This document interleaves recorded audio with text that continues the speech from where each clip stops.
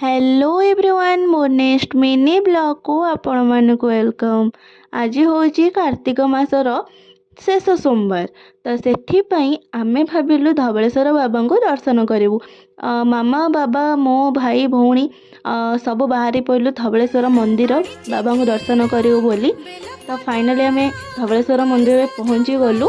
आज बहुत ही भिड़ था जेहेतु शेष सोमवार से आउ भलरे भलरे आम दर्शन भी हो गला।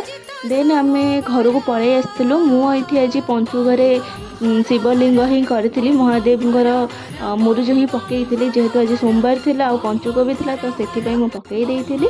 आपण मैंने कमेंट करूँ यहाँ केमिति होइछि।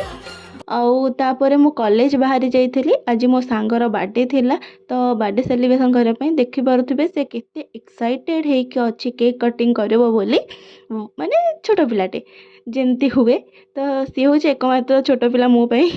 कॉलेज सामने अमर भाई गुपचुप दुकान ही मु डेली का कस्टमर हो जाइए। तो जिते जाए से मत देखती ताकर स्पेशल गुपचुप मो पाई रेडी कर दियंती।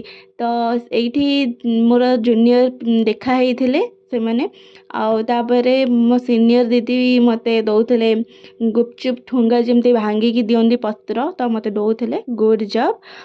ये दिन जाइए। रहुछि टाटा।